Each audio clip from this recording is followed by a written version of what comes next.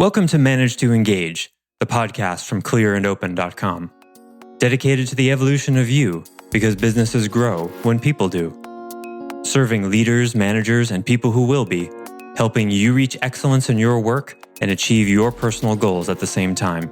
Sign up for the free course at clearandopen.com. Most people will pursue the absence of a negative over the presence of a positive.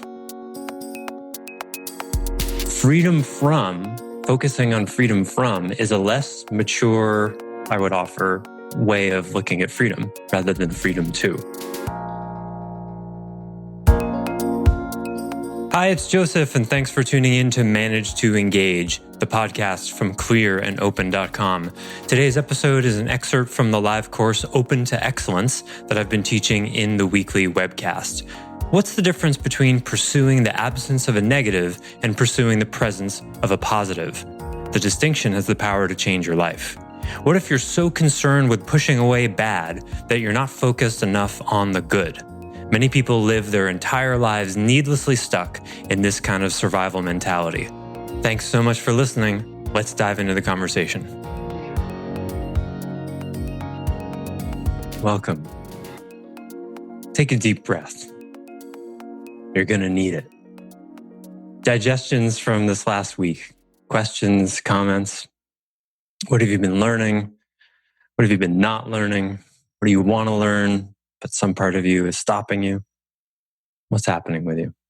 I was surprised at how easy it is to say what I don't want to be, but to find the specific of what I actually did want to be, the inverse of it. And why do you think that is? I don't feel like I've gotten to the bottom of it. I don't know. I think sometimes, because I think of your light and shadow analogy a lot, so I see the shadow, but then I know what's the light side of it. So I want to figure out how to fix the shadow without losing the sometimes benefits. And I get sometimes benefits of what? Well, I realized what I don't want to be is somebody that feels like I always have to prove myself. But I'm not sure what type of person I would be that let go of that. Did you just feel that there's this opening out kind of dynamic? I don't know. There's, content and context. You can say, I don't know, and it can be a reductionistic downward closing. I don't know. But that was an I don't know that goes like that. Now that's an I don't know that we're conditioned to think is not helpful. But that I don't know is the path to knowing. Who would I be if I didn't have to prove myself? That does something. We're not conditioned to think that sitting with an uncomfortable, wondering question does anything. It doesn't get you good grades in school, does it? Hannah, where's your paper? Well, I didn't finish it, but I spent half the last week pondering it deeply. Oh, in that case, you get an A. No, it doesn't work, right? But that inquiry is important. Go ahead again. Hannah, have you found out where your personality type, or how that might affect how you relate to goals, the things that you do want rather than the things that you don't? Like a Myers-Briggs personality, or just in general? So one of the things that I've been kind of studying is the Enneagram. So it is kind of maybe a superset of Myers-Briggs, I guess, perhaps. Something that I've been working on personally is sort of diving into that and discovering more about myself, and then learning that the goals that I have actually kind of align with my personality type. And that has started to allow me to understand my motivations for having them in the first place. I've only taken the preview of the Enneagram. I haven't done the full test, but it's on my list. So thanks for the recommendation. Yeah, I second that. Let me say a little bit about what you're bringing here, Hannah, and thank you. It is easier, I think, for most people to know what they don't want than what they do want. And because of that, a lot of goal setting exercises will start with, what don't you want? Because it's easier. It's sort of an nice ramp into that exercise. But that it's easier for us to say what we don't want rather than what we want. While true, I invite you to find it disturbing because it's a real human condition problem. Most people will pursue the absence of a negative over the presence of a positive. Think about that for a second. In fact, most people will identify happiness as the absence of a negative rather than the presence of a positive. If you ask someone like what would make them happy, a huge portion of people will say, I don't want to have to worry about money. Now unpack that for a second. They're not saying I want to have X amount of money so that I can, which would be a freedom to thing. They're saying, I don't want to have this bad thing that I have now, which is a freedom from thing.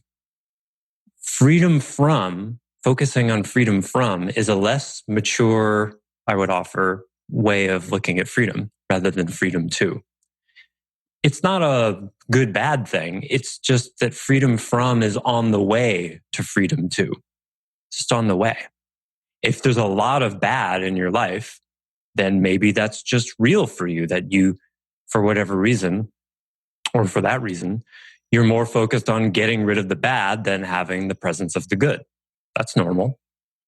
It's hard to dream when you're having to think about your next meal, right? What would happiness be? Not being hungry all the time. That's fine, right? But get that that's a lower order of human fulfillment. It's freedom from hunger, not freedom to have whatever food I want. So there's nothing, it's not that one is better than the other. One's just further. It's a higher order. So there's no problem with that, except for when you get stuck in it. This is an artifact of the survival mode. Most of us have experienced some kind of crisis or survival mode in our lives, whether emotionally, spiritually, mentally, financially. And then what happens is we grow up and you're in a position to dream big. You're in a position to pursue freedom too.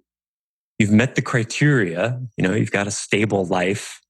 You're not having to worry about your next meal. Yet we get stuck in that survival mentality. Most people don't even think about freedom too. They're just, ask 100 people what success is, and you won't hear a lot of freedom too. Joseph, ask people what they would do with their life if they didn't have to work, parentheses, and you can't say travel. Well, what would that be?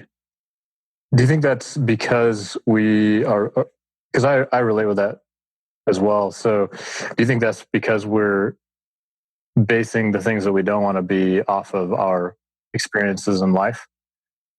Yes. I'm just thinking through that, and it seems like most of those would be based within a negative experience. Sure. There's a very practical piece to it, as there always is, right? We're adults, we're practical, we've got to make things happen, we've got responsibilities. And so the practical aspects of it's like, well, X happened last week. Well, I don't want that. I got divorced 2 years ago. Don't want to do that again.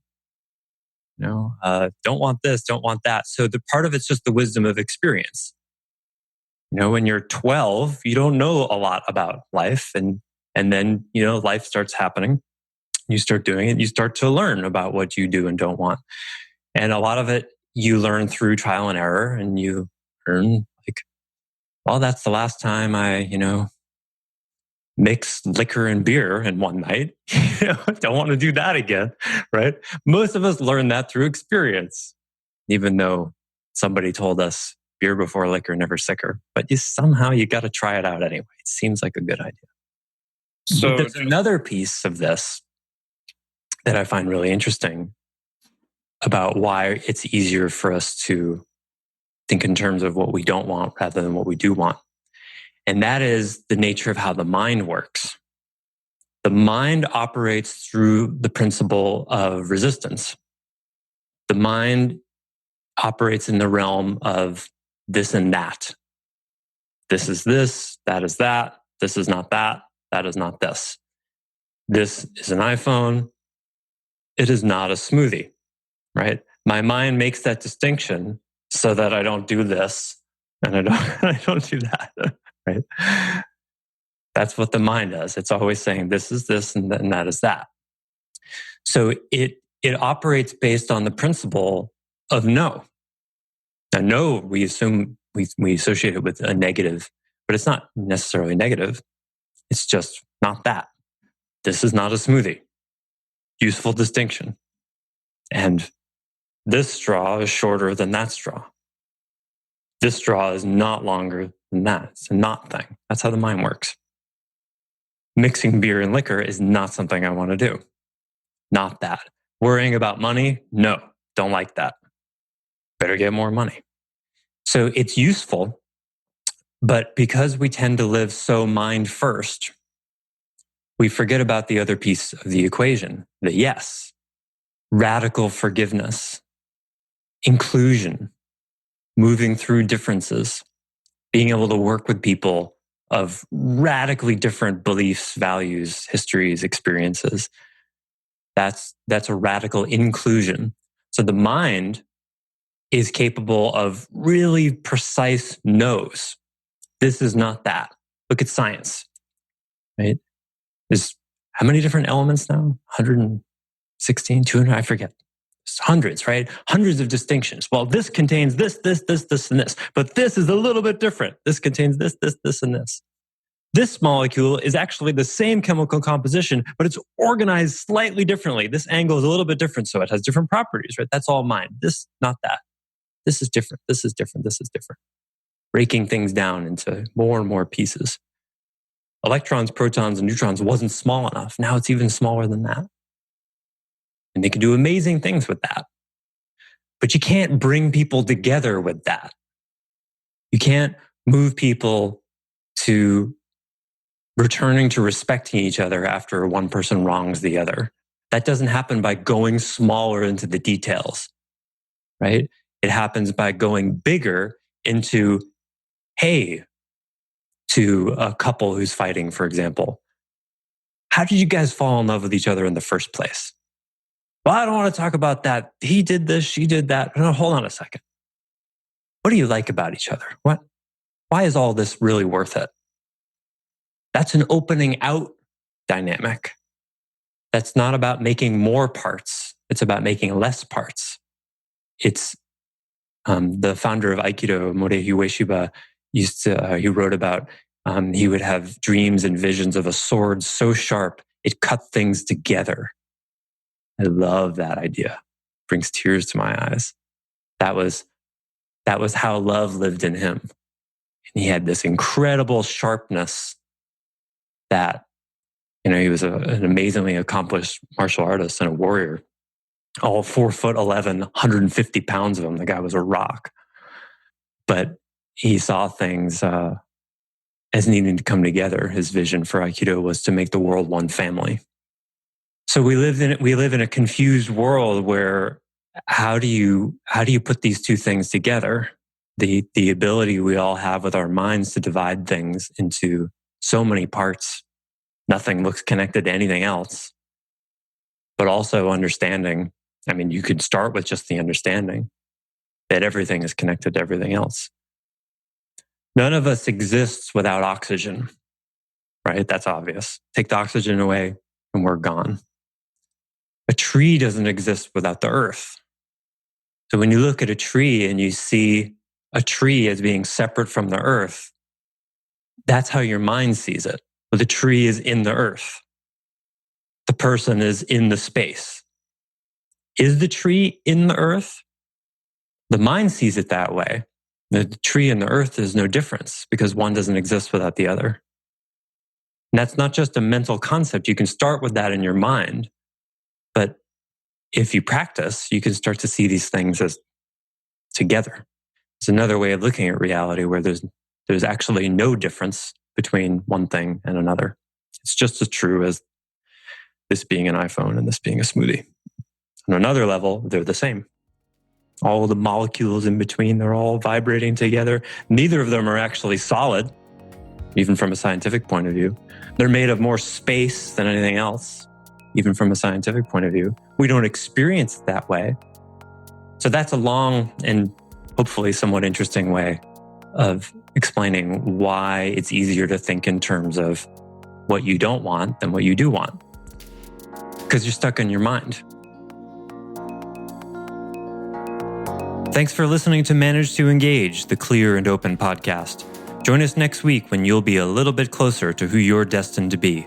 Until then, know that Clear and Open is dedicated to the evolution of you because businesses grow when people do.